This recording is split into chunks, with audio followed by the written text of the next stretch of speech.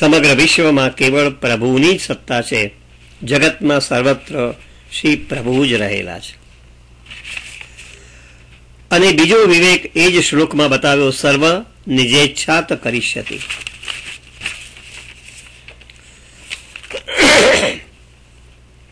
શ્રી હરિ બધું જ પોતાની ઈચ્છા પ્રમાણે જ કરે છે. હરિ સર્વ કંઈ પોતાની ઈચ્છાથી જ કરે છે. વિવેકસ્તુ હરિ સર્વ નિજેચ્છાત કરિષ્યતિ. આપણા પ્રભુ ખૂબ દયાળુ છે.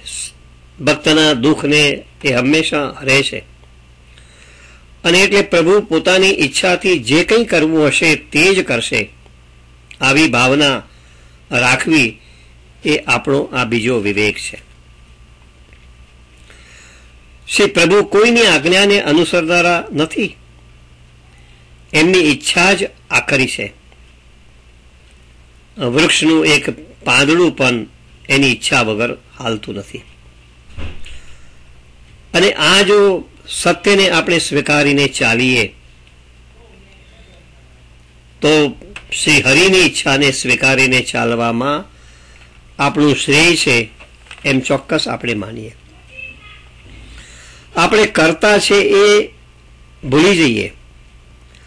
હરિ જ સર્વ કરતા હરતા છે એમ માનીએ તો પછી આપણને ક્યારેય કોઈ ચિંતા કે ઉદ્વેગ સતાવશે નહીં. આપણા સ્વામી શ્રી કૃષ્ણ છે, આપણે એના દાસ છે. અને એટલે આપણે તો માત્ર સ્વામીની આજ્ઞાનું પાલન કરવાનું જ હોય. તેઓ આપણી ઈચ્છા પ્રમાણે કશું કરતા નથી. તેઓ પોતાની ઈચ્છા જ સર્વ કાંઈ કરશે. હરિ આપણું માગેલું આપતા પણ નથી. બાળક માતાની આગળ ઘણું બધું માગ્યા કરે, પણ માતાને ખબર છે કે બાળકનું હિત શેમાં છે, બાળકનું કલ્યાણ શામાં છે એ જાણે છે. અને એટલે બાળકને એ જ વસ્તુ એ આપશે કે જેમાં એનું હિત સમાયેલું હોય. બાળક ગમે તેટલું રડે કકડે છતાં પણ બાળકનું માગેલું માતા હંમેશા આપતી નથી. હરિ પણ આપણું માગેલું આપણને નથી આપતા, કેમ કે એમાં આપણું હિત હોતું નથી. તો આ બીજો વિવેક છે કે આપણે કરતા છે એ ભૂલી જઈએ. હરિ સર્વ કરતા હતા છે એમ માનીને આપણે આગળ વધીએ. સર્વ નિજેચ્છાત કરિષ્યતિ. તો પછી આપણને કોઈ ચિંતા ઉદ્વેગ ક્યારેય સતાવશે નહીં. એમાંથી ત્રીજો વિવેક પણ આપણે પ્રાપ્ત કરીએ કે જો હરિ બધું જ પોતાની ઈચ્છા પ્રમાણે કરતા હોય તો તેમની સાથે કંઈ પણ મેળવવા માટે આપણે પ્રાર્થના ન કરવી. આપણે શ્રી હરિની પાસે, પ્રભુ પાસે કંઈ પણ માગવું નહીં. પ્રાર્થિતે વા તતઃ કિમ સ્યાત સ્વામ્યભિપ્રાય સંશયાત. સર્વત્ર તસ્ય સર્વહિ સર્વ સામર્થ્યમેવ ચ. આ ત્રીજો વિવેક છે. પ્રાર્થતે વા તતઃ કિમ સ્યાત સ્વામ્યભિપ્રાય. અર્થાત પ્રાર્થના કરી સ્વામીની ના અભિપ્રાયમાં સંશય કરવાથી શું થાય? કિમ સ્યાત સ્વામ્યભિપ્રાય સંશયાત. પ્રાર્થના કરી એનો અર્થ એ થાય કે સ્વામીના અભિપ્રાયમાં આપણે સંશય કરીએ છીએ. સર્વ ઠેકાણે પ્રભુનું જ છે અને સર્વ સામર્થ્ય પણ પ્રભુનું જ છે એમ પણ આગળ કહ્યું છે. સર્વત્ર તસ્ય સર્વહિ સર્વ સામર્થ્યમેવ ચ. સર્વ ઠેકાણે પ્રભુનું છે અને સર્વ સામર્થ્ય પણ પ્રભુનું છે. તો સમજીએ કે ભગવાન પોતાની ઈચ્છા પ્રમાણે જ કરે છે. તો હજી ભગવાનની પાસે કશી પ્રાર્થના કે માગણી શા માટે આપણે કરવી જોઈએ? આપણે પ્રભુની પાસે ક્યારેય પ્રાર્થના ન કરી શકીએ.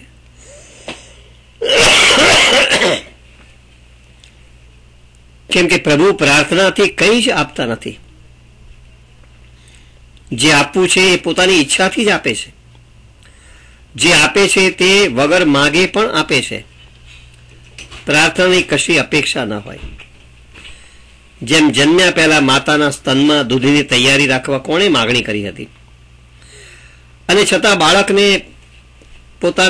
પોતાને ભરપૂર માત્રામાં દૂધ મળે છે કે નહીં? બાળકની માગણી વિના જ મળે છે. કોઈ પ્રાર્થના કરતું નથી, છતાં પણ પ્રભુની ઈચ્છા પ્રમાણે જ વગર માગે આવે છે. તો પ્રાર્થના ત્યાં અર્થ વગરની છે, તે કોઈ ઉપયોગની નથી. તો પછી પ્રાર્થના શા માટે કરવી? આ આપણો ત્રીજો વિવેક છે. શ્રી મહાપ્રભુજી આની પર ખૂબ ભાર મૂકે છે, કેમ કે આપણે કશું માગીએ છીએ ત્યારે ભગવાનની આપવાની શક્તિમાં આપણે શંકા કરીએ છીએ. ભગવાનની આપવાની શક્તિમાં આપણે અવિશ્વાસ કરતા હોઈએ છીએ. અને એટલા જ માટે એક જ શ્વાસમાં શ્રી મહાપ્રભુજી આગળ આપણને કહે છે, સર્વત્ર તસ્ય સર્વહિ સર્વ સામર્થ્યમેવ ચ.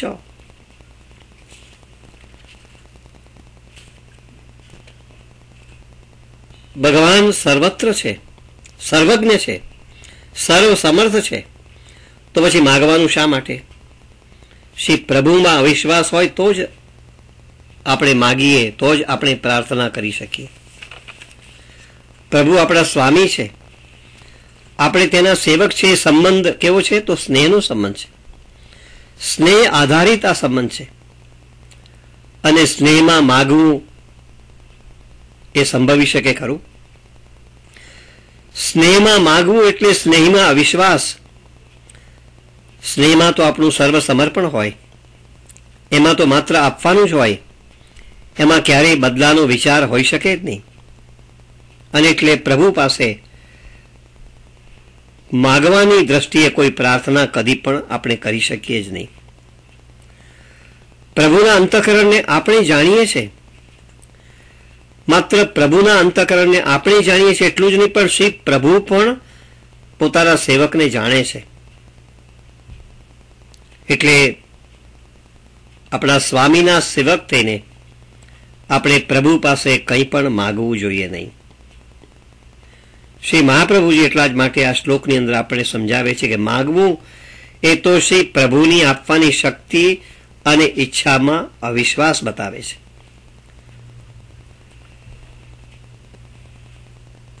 શ્રી ઠાકોરજીને ભોગ ધરાવીએ, રાજભોગ કરાવીએ, પણ મનમાં સાથે સાથે ઈચ્છા કરીએ કે મને નોકરી મળે, મારો સ્ટોર વેચાઈ જાય. તો શ્રી પ્રભુની શક્તિમાં, પ્રભુની ઈચ્છામાં આપણે અવિશ્વાસ કરીએ છીએ, અને એટલા માટે પ્રભુની આગળ આપણે આવી માગણી કરીએ છીએ, મને નોકરી મળે, મને સારી પત્ની કે પતિ મળે, મારો સ્ટોર વેચાઈ જાય. આ વિવેક નથી. આપણે પુષ્ટિ માર્ગીય વૈષ્ણવ છે, અને પુષ્ટિ માર્ગીય વૈષ્ણવ તરીકે એની જે ગરિમા છે, એનું જે ગૌરવ છે, શ્રી મહાપ્રભુજીએ જે આપણને ગૌરવ પ્રદાન કર્યું છે, એને આપણે સમજવાની કોશિશ કરીએ. આપણે સામાન્ય કોટીના વૈષ્ણવ નથી, આપણે પુષ્ટિ માર્ગીય વૈષ્ણવ થયા છે. તો આપણા શ્રીજી બાબાને છોડીને અન્ય દેવો પાસે આપણે ક્યારેક પહોંચી જઈએ છીએ, એ કેટલે અંશે યોગ્ય ગણી શકાય? સત્યનારાયણની કથા કરાવીએ, અમુક બાધા રાખીએ,